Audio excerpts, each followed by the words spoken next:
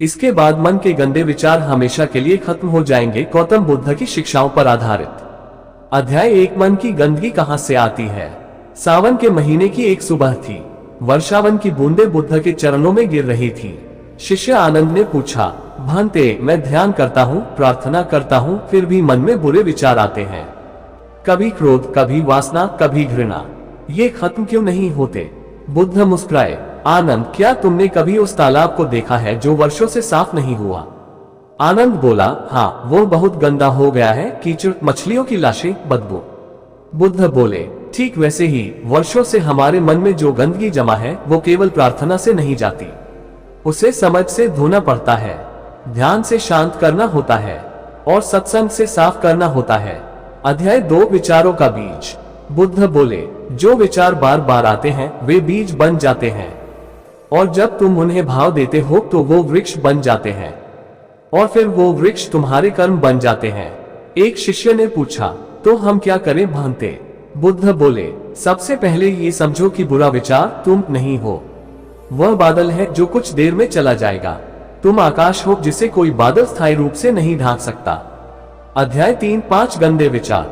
बुद्ध ने बताया, मन के 5 गंदे विचार होते हैं जो तुम्हारे भीतर प्रवेश करते हैं और आत्मा को अपवित्र करते हैं। 1. काम विकार, वासना, शरीर को भोग की वस्तु समझना। 2. क्रोध, जो नहीं मिला उसके लिए द्वेष रखना। 3. लोभ, जितना है उससे अधिक पाने की लालसा। 4. मोह, असत्य को सत्य मान लेना। 5. अहंकार, स्वयं को सर्वोपरि मान लेना। बुद्ध बोले, इन 5 को पहचानो, क्योंकि जब तक तुम शत्रु को नहीं पहचानोगे तुम उसे हरा नहीं सकते। अध्याय 4। विचार बदलने की पहली क्रिया। गौतम बुद्ध एक गांव में प्रवास कर रहे थे। एक व्यक्ति ने पूछा, क्या मैं ध्यान किए बिना पवित्र हो सकता हूँ। बुद्ध ने एक कटोरी में पानी मंगवाया, उसमें मिट्टी डाली और पूछा, क्या ये पीने योग्य है। नहीं भांते, व्यक्ति ने कहा। बुद्ध बोले, इसी प्रकार जब तक तुम अपने मन की मिट्टी को बैठने नहीं दोगे तब तक वह उपयोगी नहीं होगा। ध्यान का पहला चरण है मन को शांत करना। किसी भी विचार को तुरंत पकड़ो मत, बस उसे आते जाते देखो। अध्याय 5। विपश्यना का रहस्य। बुद्ध ने विपश्यना ध्यान के बारे में बताया। मन में जो भी उठ रहा है उसे बस देखो। नाम दो, क्रोध, वासना, भय, और फिर श्वास पर लौट आओ। यह अभ्यास धीरे धीरे मन को ट्रेन करता है कि वह विचारों से जुड़ना छोड़ दे, और जब जुड़ाव नहीं रहेगा तो विचार अपने आप गिर जाएंगे जैसे जलता दीपक शांत हो जाए। अध्याय 6। बुद्ध बोले, वासना पर विजय। एक दिन एक सुंदर महिला बुद्ध के पास आए। लोगों की दृष्टि में वह अपवित्र थी, लेकिन बुद्ध ने उसे बैठाया और कहा, जिसने मन की वासना को देख लिया उसने संसार को जीत लिया। उस स्त्री ने पूछा, भांते, मैं क्या करूं। बुद्ध बोले, शरीर को देखने का अभ्यास करो, हड्डियां, रक्त, त्वचा। वासना तब आती है जब तुम शरीर को आकर्षक मानते हो, लेकिन जब तुम उसकी सच्चाई को देखोगे तब मोह टूट जाएगा। अध्याय 7। बुरे विचारों की आग बुझाने का उपाय। शिष्य ने पूछा, जब बुरा विचार आता है तो क्या हम पापी हो जाते हैं। बुद्ध बोले, नहीं, जब तक तुम उसे पकड़ते नहीं तुम निर्दोष हो, लेकिन अगर तुमने उसे सींचा, उस पर ध्यान दिया, तब वह पाप का रूप ले लेता है। बुद्ध ने 3 उपाय बताए। 1. बुरे विचार को पहचानो। 2. उसे नाम दो, जैसे ये क्रोध है, वासना है। 3. श्वास पर ध्यान दो और ध्यान को वहां टिकाओ। अध्याय 8। मौन की शक्ति। बुद्ध ने मौन के बारे में कहा, जब भी मन में गंदे विचार आए मौन में चले जाओ। मौन केवल बाहर का नहीं, भीतर का भी हो। कोई प्रतिक्रिया मत दो, बस देखो और मौन रहो, यही पहली विजय है। अध्याय 9। सेवा से शुद्धि। बुद्ध बोले, अगर मन में गंदगी है तो सेवा करो। जब तुम दूसरों के लिए जीते हो तब स्वयं के विकार गलने लगते हैं, क्योंकि गंदा मन सिर्फ स्वार्थ सोचता है, सेवा उसे पिघला देती है। अध्याय 10। बोध। आनंद ने पूछा, भांते, क्या कभी ऐसा दिन आएगा जब मन पूरी तरह शुद्ध हो जाएगा। बुद्ध मुस्कुराए, आनंद, जब तुम अपने विचारों को मैं कहना छोड़ दोगे तब वह दिन आएगा। मन विचारों की नदी है, लेकिन तुम वह किनारा हो जो कभी बहता नहीं। जब ये समझ पक्की हो जाएगी तो विचार आएंगे भी नहीं, और आएंगे तो तुम्हें छू नहीं पाएंगे। अध्याय 11। तुम विचार नहीं हो, तुम देखने वाले हो। बुद्ध ने एक शिष्य को एक जल से भरे कटोरे में रंग डालने को कहा। जब रंग घुल गया, बुद्ध बोले, क्या पानी अब भी वही है। शिष्य बोला, नहीं, अब वो बदल गया है। बुद्ध ने कहा, जब तुम अपने विचारों को पकड़ लेते हो तब तुम वही बन जाते हो, लेकिन जब तुम विचारों को केवल देखो तो तुम जल की तरह साफ रह सकते हो। तुम विचार नहीं हो, तुम देखने वाले हो। अध्याय 12 विचारों के बीज कहाँ बोए जाते हैं। बुद्ध बोले, हर दिन हम 5 द्वारों से दुनिया को अपने भीतर आने देते हैं, आंखें, कान, नाक, जीभ, त्वचा।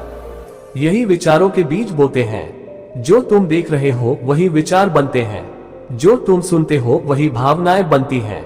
बुद्ध ने सुझाव दिया, अगर तुम पवित्र विचार चाहते हो तो पवित्र संगति में रहो, शुभ दृश्य देखो और अच्छे शब्द सुनो। अध्याय 13 वासनाओं का अंत विचारों के विरोध से नहीं, दृष्टि परिवर्तन से होता है। बुद्ध बोले, वासना को मारो मत, उसे समझो।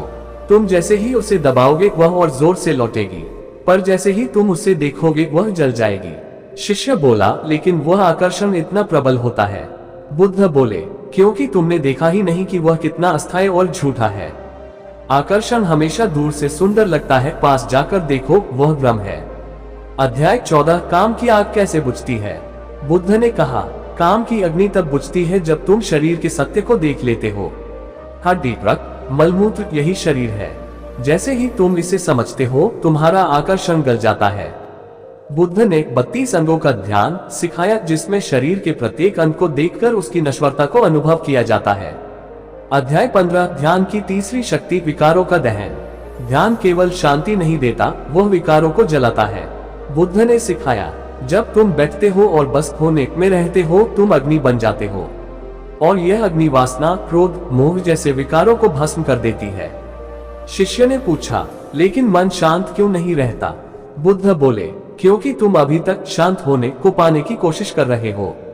जब तुम बस होने लगते हो तब मन खुद शांत होता है। अध्याय 16 अहंकार को पिघलाना है तो क्षमा करो।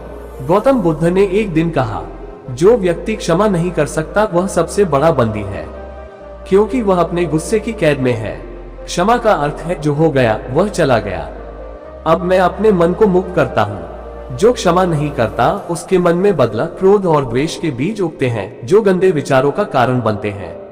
अध्याय 17 सात्विक आहार इक्वल सात्विक विचार। बुद्ध ने सिखाया, जैसा अन्न वैसा मन। जो तुम खाते हो वही तुम्हारे भावों में बदलता है। अत्यधिक मिर्च, मसाले, मांस, मदिरा ये शरीर को उत्तेजित करते हैं और मन को अशांत, जबकि हल्का सात्विक शांत भोजन मन को शांत करता है। शुद्ध भोजन इक्वल शुद्ध चेतना। बुद्ध ने शाकाहार, संयम और समयबद्ध भोजन पर विशेष बल दिया। अध्याय 18 सत्संग ही सबसे बड़ी औषधि है। बुद्ध बोले, अगर तुम हर दिन थोड़े समय के लिए भी बुद्धिमान व्यक्ति की संगति में रहो तो वर्षों की गंदगी धुल सकती है। बुरे विचारों की आग को बुझाने के लिए तुम्हें ऐसे वातावरण की जरूरत है जो तुम्हें उन्नत करे। संगति से स्वभाव बनता है और स्वभाव से विचार। अध्याय 19 विचारों को बदलना है। दिनचर्या बदलो। बुद्ध ने कहा, तुम्हारा हर दिन कैसा बीतता है ये तय करता है कि मन कैसा होगा।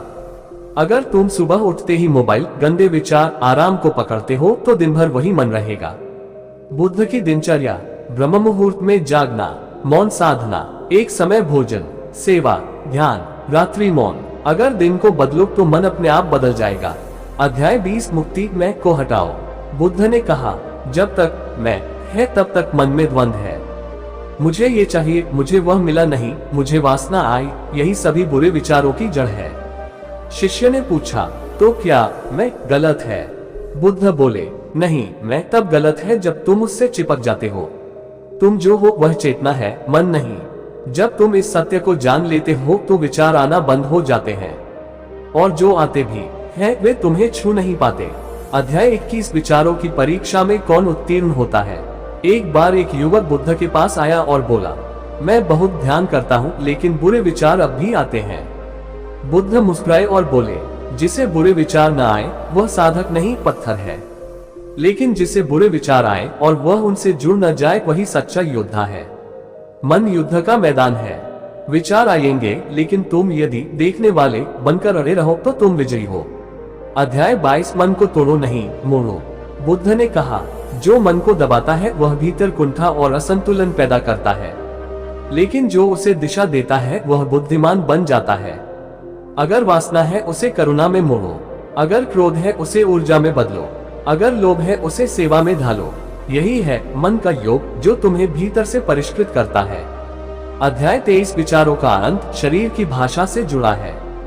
बुद्ध ने एक बार कहा, जब शरीर स्थिर होता है तो विचार भी स्थिर होने लगते हैं। इसलिए ध्यान का पहला नियम है आसन में स्थिरता। जब तुम बार बार हिलते हो, करवट बदलते हो, तो मन भी इधर उधर भटकता है।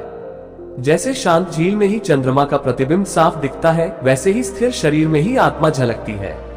अध्याय 24 शुद्ध विचारों की शुरुआत स्वीकृति से होती है। एक शिष्य रोते हुए बोला, भांते, मैं बहुत गंदा हूँ, मुझसे पाप हो गया, मेरे मन में बुरे विचार हैं। बुद्ध ने उसे चुप कराया और बोले, पहले स्वयं को स्वीकार करो जैसे धरती बारिश को स्वीकार करती है। तुम्हारे भीतर जो कुछ भी है वह अनुभव योग्य है, परंतु तुम उसके पार जा सकते हो। स्वीकृति से शुरू होता है परिवर्तन। जो स्वयं को स्वीकार नहीं करता वह भीतर ही भीतर सड़ता है। अध्याय 25 विचारों का रासायनिक असर। बुद्ध ने कहा, हर विचार का तुम्हारे शरीर पर प्रभाव पड़ता है। अच्छे विचार अमृत हैं, बुरे विचार विष। जब तुम जलते हो, ईर्ष्या करते हो, डरते हो, तो शरीर हार्मोन छोड़ता है जो तुम्हारी शक्ति को नष्ट करते हैं। जब तुम ध्यान करते हो, प्रेम करते हो, दया करते हो, तो शरीर ऊर्जा से भर जाता है। इसलिए हर विचार से पहले एक प्रश्न पूछो, क्या यह मुझे भीतर से विष दे रहा है या अमृत? अध्याय 26 सच्चा ध्यान न देख पाने की शक्ति है। बुद्ध ने बताया, ध्यान वह नहीं कि तुम कुछ नया पाओ, ध्यान वह है कि तुम जो नहीं हो उसे देखना छोड़ दो। बुरे विचार आ रहे हैं, देखना बंद करो। गंदे दृश्य, स्मृतियां, कल्पनाएं, उन्हें पकड़े मत रहो। जैसे चोर को पहचान कर तुम दरवाजा बंद कर देते हो, वैसे ही अवांछित विचारों पर ध्यान मत दो। धीरे धीरे वे लौटना बंद कर देंगे। अध्याय 27 बुद्धि से नहीं, प्रेम से मन बदलता है। एक बार बुद्ध ने एक सन्यासी को देखा जो कठोर साधना कर रहा था, लेकिन उसका चेहरा कठोर था, क्रोधपूर्ण था। बुद्ध ने कहा, मन को मारने से वह और हिंसक होता है, लेकिन जब तुम उसे प्रेम से भर देते हो तो वह पिघल जाता है। करुणा, मैत्री, प्रेम, ये ही शुद्ध विचारों की खाद है। जो प्रेम नहीं करता वो कभी शांत नहीं हो सकता। अध्याय 28 विचारों के विरुद्ध अंतिम अस्त्र अनिच्छा। बुद्ध ने संसार का सबसे बड़ा सत्य बताया। तारांकन तारांकन, सब कुछ अनित्य है, विचार भी। यह विचार आया है, ये जाएगा भी, ये स्थायी नहीं। जब तुम समझते हो कि कोई भी विचार स्थायी नहीं, तब तुम उससे डरना बंद कर देते हो। डर खत्म हुआ इक्वल्स विचार खत्म, पकड़ छूटी इक्वल्स स्वतंत्रता मिली। अध्याय 29 जब आत्मा जागे, विचार खुद शांत हो जाते हैं। एक दिन आनंद ध्यान में बैठा और एक गहरे अनुभव में चला गया। बुद्ध ने मुस्कुराकर कहा, अब तू विचारों से ऊपर जा चुका है, अब तू अनुभव से जी रहा है। जो आत्मा को जान लेता है उसे विचारों की जरूरत नहीं रहती। वह भीतर से इतना पूर्ण हो जाता है कि कुछ चाहना ही नहीं रह जाता। अध्याय 30 मुक्ति का मार्ग केवल जागरूकता।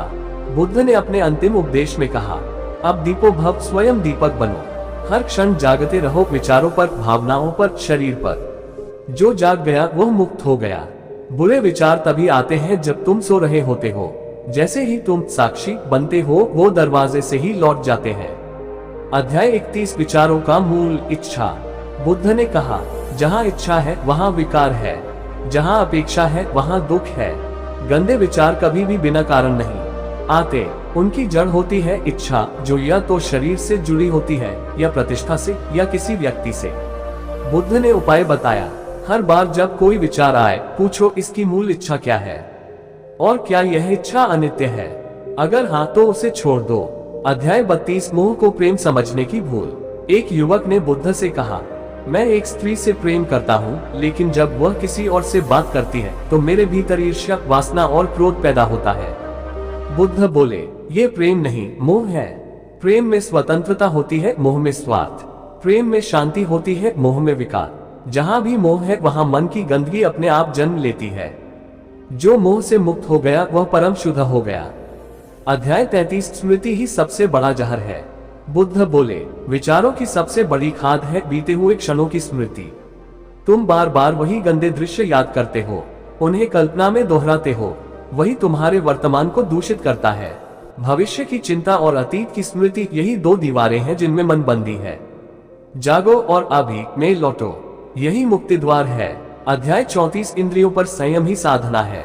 बुद्ध बोले, तुम्हारी 5 इंद्रियां आंख, कान, नाक, जीभ, त्वचा के पांचों यदि अनुशासित नहीं है तो मन कभी पवित्र नहीं हो सकता। जब तुम अनकंट्रोल मीडिया, उत्तेजक सामग्री, अनुचित दृश्य या स्वाद में डूबे हो तो विचार स्वतः विकृत होते हैं। संयम कोई दमन नहीं, वह शक्ति है। जो अपनी इंद्रियों का स्वामी बन गया वही सच्चा साधक है। अध्याय 35 नींद और आलस्य से उत्पन्न विचार। बुद्ध बोले, अत्यधिक निद्रा, देर तक सोना और आलस्य ये सब मन को भारी और भ्रमित करते हैं। जब मन सुस्त होता है तब उसमें क्लैरिटी नहीं होती, तब विचार बिना रोक टोक के अंदर प्रवेश करते हैं। विनियमित नींद, ब्रह्म मुहूर्त, जागरण और दिनचर्या यही मन को तेजस्वी और स्वच्छ रखते हैं। अध्याय 36 मौन के प्रकार। बुद्ध ने मौन को 3 स्तरों में बांटा। 1. वाचिक मौन, बोलने का त्याग। 2. मानसिक मौन, विचारों से दूरी। 3. आत्मिक मौन, अहंकार का विसर्जन। जब कोई तीसरे स्तर पर मौन होता है तब भीतर गहराई से विचार मर जाते हैं और वहां केवल शुद्ध चेतना रह जाती है। अध्याय 37 मित्र कौन और शत्रु कौन। बुद्ध बोले, वह विचार जो तुम्हें भीतर से तोड़ता है वह शत्रु है, वह विचार जो तुम्हें जोड़ता है वह मित्र है। तारांकन, इसलिए हर दिन विचारों की समीक्षा करो। यह विचार मुझे कहाँ ले जा रहा है? क्या इससे मैं निर्मल हो रहा हूँ या विकृत? क्या ये विचार बुद्ध का साथ देता है या अहंकार का? तारांकन तारांकन। अध्याय 38 जो भी भाव उठे उसे अनिच्छा कहो। बुद्ध की सबसे शक्तिशाली साधना अनिच्छा भावना, जिसका अर्थ है जो भी हो रहा है वह बदलने वाला है। गंदा विचार आया, अनिच्छा कहो, वह जाएगा। वासना, क्रोध, ईर्ष्या सब अनित्य हैं। जैसे सूर्य की किरण से अंधकार भागता है वैसे ही अनिच्छा की दृष्टि से विचार भाग जाते हैं। अध्याय 39 जब मन खाली होता है तभी शुद्ध हो सकता है। बुद्ध बोले, भरा हुआ पात्र कभी कुछ नया नहीं ग्रहण कर सकता। मन को खाली करो तभी शांति अंदर आ सकती है। हर दिन कुछ समय अकेले बैठो, कुछ ना सोचो, ना पढ़ो, ना बोलो, बस श्वास लो और रहो। ये मौन समय धीरे धीरे भीतर की सारी गंदगी बाहर निकाल देता है। अध्याय 40 अंत में बुद्ध का वचन।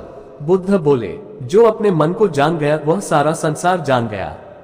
जो मन से पार चला गया वह मृत्यु से भी पार चला गया, और जिसने विचारों की जड़ें काट दी वह अमृत को पा गया। मन की गंदगी बाहर नहीं भीतर है। जो भीतर खोज ले वह स्वयं बुद्ध बन जाए। तुम्हारे भीतर ही वह दीपक जल सकता है जो सदा के लिए अंधकार को मिटा दे। अध्याय 41 विचारों के दास नहीं स्वामी बनो। बुद्ध बोले, जो मन के पीछे चलता है वह दुखी रहता है, जो मन को अपने पीछे चलाता है वह मुक्त हो जाता है। हर विचार के उठते ही 2 रास्ते होते हैं, या तो तुम उसे पकड़ो और गिरो, या उसे देखो और ऊपर उठो। साधना का सार यही है, स्वामी बनो, दास नहीं। अध्याय 42 संकल्प बल से बदलता है मन। एक शिष्य ने पूछा, भंते, मेरे भीतर इच्छाशक्ति कमजोर है, मन जीत लेता है। बुद्ध ने कहा, प्रत्येक दिन एक छोटा सा नियम बनाओ और उसे हर स्थिति में निभाओ। ये छोटे छोटे नियम संकल्प को मजबूत बनाते हैं, और जब संकल्प जाग जाता है तब कोई भी विचार तुम्हें हिला नहीं सकता। अध्याय 43 जिनसे बचो उनसे ध्यान करो। बुद्ध बोले, अगर तुम्हें किसी विचार से डर लगता है तो उसे ध्यान में आमंत्रित करो। क्रोध आता है, उसे देखो। वासना उठती है, उसे पहचानो। ईर्ष्या जलाती है, उसे गले लगाओ। जब तुम किसी विचार से भागना छोड़ देते हो तब वह अपनी शक्ति खो देता है। जो देख लिया गया वह मर जाता है। अध्याय 44 संसार को जीतना कठिन नहीं, स्वयं को जीतना कठिन है। बुद्ध बोले, जो राजाओं को जीत ले वह वीर है, पर जो अपने ही विकारों को जीत ले वह परमवीर है। बुद्धत्व की यात्रा बाहर नहीं भीतर है। हर बार जब तुम एक बुरे विचार पर विजयी होते हो तुम एक नई ऊंचाई छूते हो। अध्याय 45 काम, क्रोध, लोभ, इनके पीछे खालीपन है। बुद्ध बोले, हर विकार की जड़ में एक आंतरिक अधूरापन होता है। तुम वासना इसलिए करते हो क्योंकि तुम्हें लगता है कि तुम अधूरे हो। क्रोध इसलिए आता है क्योंकि कुछ छिन गया। लोभ इसलिए होता है क्योंकि तुम में भरोसा नहीं। ध्यान इस अधूरेपन को भर देता है, और जब भीतर भराव आ जाए तब विकारों की जरूरत ही नहीं रहती। अध्याय 46 जो विचारों को नहीं रोकता वही असली रोकता है। एक शिष्य ने कहा, तारांकन तारांकन, भांते, मैं विचारों को रोक नहीं पाता। बुद्ध मुस्कुराए, मत रोको, बस उन्हें बहने दो और तुम किनारे पर बैठ जाओ साक्षी बनकर। जैसे नदी बहती है, तुम डुबकी लगाओगे तो बह जाओगे, किनारे पर बैठोगे तो दर्शन करोगे। अध्याय 47 शब्दों से पार, मौन की साधना। बुद्ध ने कहा, शब्दों की सीमा है पर मौन की कोई सीमा नहीं। जहाँ विचार रुकते हैं वहाँ मौन शुरू होता है, वहीं ध्यान खिला होता है। प्रत्येक दिन कुछ समय ऐसा बिताओ जहाँ तुम किसी से बात ना करो, सोचो नहीं, बस हो। यही समाधि का द्वार है। अध्याय 48 विकारों की अंतिम जड़। मैं। बुद्ध बोले, मैं ही सारे विकारों की जड़ है। मैं चाहता हूँ, मुझे नहीं मिला, मुझे चाहिए, बस यही तुम्हें गिराता है। ध्यान में जब तुम मैं को देख लेते हो तब वह पिघलता है और उसी के साथ सारे विकार जल जाते हैं। अध्याय 49 निर्विचार स्थिति ही निर्वाण है। बुद्ध ने कहा, जब विचार पूरी तरह शांत हो जाते हैं तब जो शेष बचता है वही सत्य है। वह न विचार है, न स्मृति, न भविष्य, बस होने की स्थिति है। यही निर्विचार अवस्था निर्वाण कहलाती है, जहाँ विचार नहीं, शून्यता नहीं, बस मौन है, और वही परम सुख है। अध्याय 50 अंतिम बोध। अब तुम बुद्ध बन सकते हो। बुद्ध ने अपने अंतिम शिष्यों से कहा, अब समय आ गया है कि तुम अपने भीतर के बुद्ध को पहचानो। मैं मार्ग दिखाता हूँ, चलना तुम्हें है। अगर तुम अपने विचारों से ऊपर उठ गए तो बुद्धत्व दूर नहीं। अब तुम्हारा मार्ग केवल एक है। उंगली से दाहिनी ओर इशारा स्मृति से जागरूकता, उंगली से दाहिनी ओर इशारा गंदगी से पवित्रता, उंगली से दाहिनी ओर इशारा विचार से मौन, उंगली से दाहिनी ओर इशारा और आत्मा से बुद्धत्व। चमकता सितारा अंतिम मंत्र। Greater than. ना तुम गंदे विचार हो, ना तुम्हारा मन। तुम उस प्रकाश की चिंगारी हो जो सब अंधकारों को भस्म कर सकती है। बस अपने भीतर लौटो और सब कुछ बदल जाएगा।